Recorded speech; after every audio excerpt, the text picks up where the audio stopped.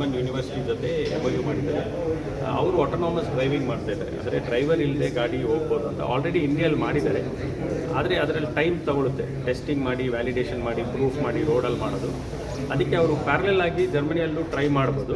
ಎಲ್ಲಿ ಅಪ್ರೂವಲ್ ಜಲ್ದಿ ಬರುತ್ತೆ, ರೋಡ್ ಸೇಫ್ಟಿ ಪಾಸ್ ಆದರೆ ಅದನ್ನು ಒಂದು ಗ್ಲೋಬಲ್ ಪ್ರಾಡಕ್ಟ್ ಮಾಡ್ಬೋದು.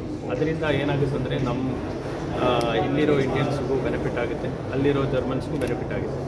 ಸೊ ಇದಕ್ಕಾಗಿ MOU ಇವತ್ತು ಮಾಡಿದ್ದಾರೆ ಹೂಪ್ ಯೂನಿವರ್ಸಿಟಿ ಮತ್ತು ಸ್ವಾಯತ್ತ ರೋಬೋಟ್ಸ್.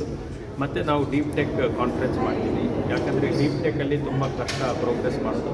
ಸೊ ಅದನ್ನು ನಾವು ಎನೇಬಲ್ ಮಾಡಿದ್ದೀವಿ. ಸೊ ನಾವು ಉದ್ದೇಶ ಏನಂದರೆ ಇದರಿಂದ ಇಂಡಿಯಾ ಮತ್ತು ಜರ್ಮನಿ ಕೊಲಾಬ್ರೇಷನು ಜಾಸ್ತಿ ಆಗುತ್ತೆ, ಸೈನ್ಸ್ ಆ್ಯಂಡ್ ಟೆಕ್ನಾಲಜಿಯಲ್ಲಿ ಇನ್ನೂ ಡೀಪ್ ಆಗುತ್ತೆ. ಇದರಿಂದ ನಮಗೂ ಒಳ್ಳೆಯದು, ಅವ್ರಿಗೂ ಒಳ್ಳೆಯದು, ಓವರಾಲ್ ಇಕೋಸಿಸ್ಟಮ್ಗೆ ಒಳ್ಳೆಯದು.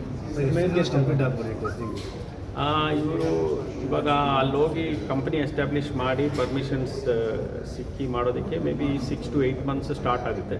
ಸ್ಟಾರ್ಟ್ ಆಗಿದ್ಮೇಲೆ ಅದು ಎಷ್ಟೋ ಕಿಲೋಮೀಟ್ರ್ ಇದೆ ಆ ಟೆಸ್ಟಿಂಗ್ ಮಾಡೋದು. ಅದು ಕ್ರಾಸ್ ಆಗಿದ್ಮೇಲೆ ಅವರು ಟೆಸ್ಟಿಂಗ್ ಮಾಡಿ ಅವ್ರದ್ದು ಪ್ಯಾರಾಮೀಟರ್ಸ್ ಇರ್ತದೆ, ಅದು ಕ್ರಾಸ್ ಆಗಿದ್ರೆ ಮೇ ಬಿ in 2 years ಅವರಿಗೆ ಅಪ್ರೂವಲ್ ಸಿಗುತ್ತೆ.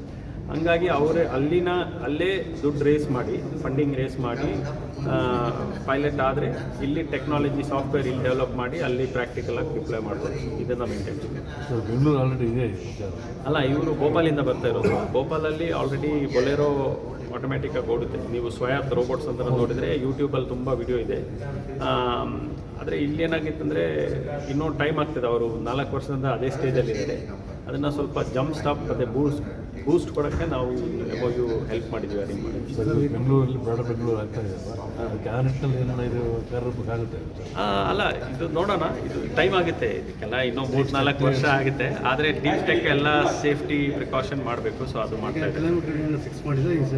ಅಲ್ಲ, ಇದು ಒಂದೊಂದು ಗೌರ್ಮೆಂಟಲ್ಲಿ ಬೇರೆ ರೂಲ್ಸ್ ಇದೆ. ಸೊ ಆ ರೂಲ್ಸ್ ಫಾಲೋ ಮಾಡಿ ಅಪ್ರೂವಲ್ ತೊಗೊಂಡೆ ಮಾಡ್ಬೋದು. ಓಕೆ, ನಿಮಗೆಲ್ಲ ಥ್ಯಾಂಕ್ ಯು.